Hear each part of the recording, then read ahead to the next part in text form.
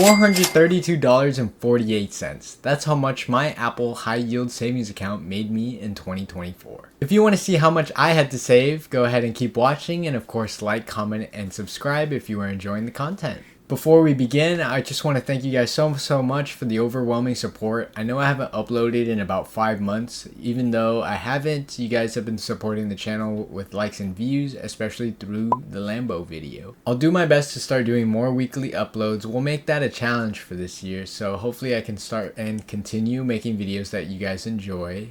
With that being said, let's get back to the video. So the basics of the Apple Savings account is you need to have the Apple Savings card. I won't go through all of the benefits of the cards here, but if you guys want to, go ahead and check out my shorts. I'll link it at one of these corners here, and you guys can go ahead and watch that. Once you have the card though, you can go ahead and open an Apple Savings account. And what I did as well is make my daily cashback go straight into my Apple Savings account. A good rule of thumb with a high yield savings account is to make sure you have at least 3 to 6 months of expenses in that account.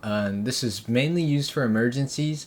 I've reached a point where I think I have enough, but I don't know if I should keep contributing to it. I totally might though. I'm probably going to do 5 to 10% of my weekly paychecks towards my savings account so I can keep it growing. So pulled up on my phone now, looking at this chart, you guys can see that I started at January with about 3 to 5K, and which my savings account only yielded me about $12. Also to note, I think the Apple Savings account compounds daily, so all the interest that you get daily is actually given to you at the end of the month. And just like any interest savings account, I can't speak for everybody, but the Apple Savings account APY does fluctuate. So I did start about 4% APY, and that's grown to about 4.5, 4.6. However, right now it's sitting at a 3.9% APY. But like I said, the point of an emergency fund in a high yield savings account is to have your funds readily accessible in case of an emergency, so you don't have to take out a loan or be unprepared just in case. And of course, this is much better than leaving it in a traditional checking account, as you probably only get like 0.001% interest instead. Now looking back at my Apple Savings account, it looks like I did a 5K deposit in around February. This is when I started doing options. I'm kind of iffy on it still right now, and I'm still learning. But I deposited all the profits into here, which is why you see a 10K jump. Now over the following months, I slowly deposited about $50 to $100 every month. You see this little dip here because I was about to do something stupid with it. Ignore that. And then it slowly went down in around summer, only because I just graduated and I was moving out, so I needed a little bit of money. And this is where the importance of a savings account comes to play, because I didn't have to ask anybody for money. I just pulled out a little bit just so I can get through the month and get back on my feet. And once I started getting a new job, I slowly deposited it back up to where it now is at around 13K. Of course, with a savings account, you kind of want to act like the money doesn't exist just in case an emergency does happen. That's when you can take it out. But as for now, I just want it to grow on its own. And the reason why I haven't deposited anything this year is because I've been pretty busy, and it's just hard to keep track of everything at the same time. And I've also went on a vacation recently, so I wasn't able to do anything with that. But I still had my daily cash set up into it, so all the cash back that I've earned goes straight into my savings, even though I haven't contributed to it, which is good.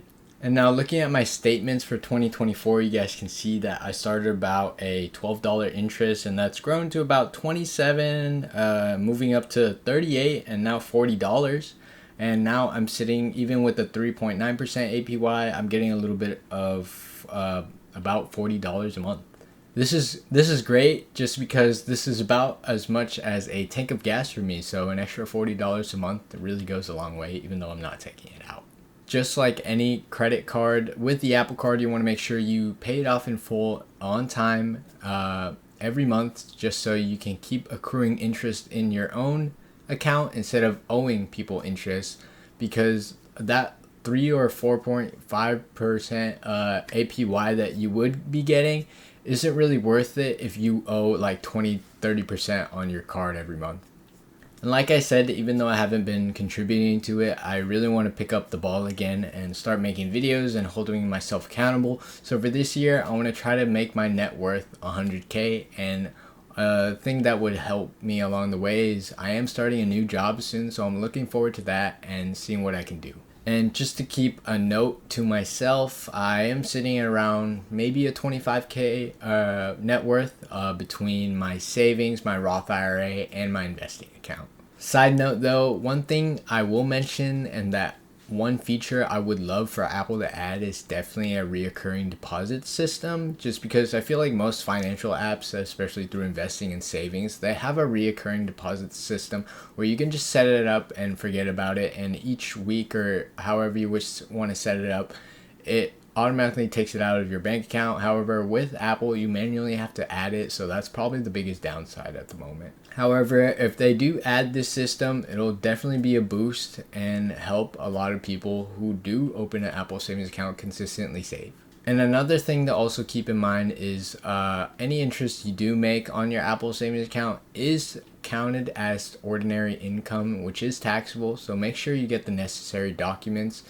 And all you got to do is click the upper right corner in your savings account, the little 3 dots, and then click documents, and that should show you everything you need to file your taxes. Well, that's going to be all for this video. I know it wasn't much, but I hope to be uploading more this year, and hopefully you guys hold me accountable as well. Please drop a comment down below if you guys want to see a more in-depth video for the Apple savings account, or just anything you guys want to see. I would love to make different types of content. It doesn't have to be just finance. And I know you guys enjoyed the Lambo video, so if you like other car content as well, I would love to see what I can do, so just drop a comment down below. And if you've gotten this far, please like and subscribe. It really motivates me to do better. And of course, if you haven't already or you want to, go ahead and check out the Apple Shorts video. I'll go ahead and put it on somewhere, and you guys can go ahead and watch that. With that being said, thank you guys so much. Peace!